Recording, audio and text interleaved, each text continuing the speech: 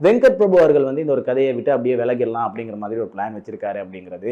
But still இந்த ஒரு படத்துக்கு அப்படி இல்லைன்னா இன்னும் ஒரு படத்துக்கு ரொம்பவே முக்கியமான ஒரு ஸ்டார், இப்போ கோலிவுட்ல ரொம்பவே முக்கியமா இருக்கிற ஒரு ஸ்டாரை வச்சு ஒரு படம் பண்ணலாம் அப்படின்னு பிளான் பண்ண வெங்கட் பிரபு அவர்கள் வந்து அடுத்ததா அப்ரோச் பண்ண போற நபரா இருக்கிறது PR. எஸ், பிரதீப் ரங்கநாதன் அவர்கள் அப்படின்னு சொல்லப்படுது. அப்ரோச் பண்ணிட்டாங்க அப்படிங்கிற மாதிரியே பேசப்படுது.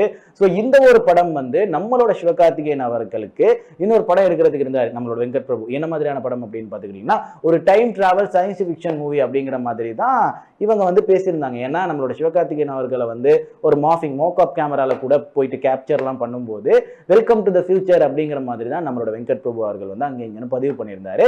ஸோ அப்படி இருக்கும்போது இந்த படம் தான் அந்த படமா, நம்மளோட சிவகார்த்திகேயன் அவர்களுக்காக பண்ண படம் தான் பிரதீப் ரங்கநாதன் அவர்கள் பண்ண போற படமா அப்படின்ட்டு பல கேள்விகள் வந்திருக்கு அப்படின்னே சொல்லலாம்.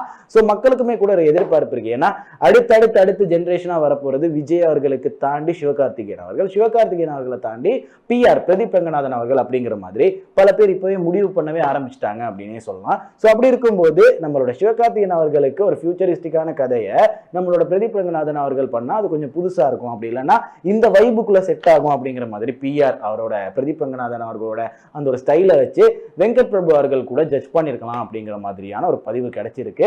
ஸோ இந்த படம் எப்படி இருக்க போகுது அப்படிங்கிறது இன் ஃபியூச்சர் தான் பார்க்கணும். பட் ஸ்டில் இந்த காம்போ எப்படி இருக்கும்?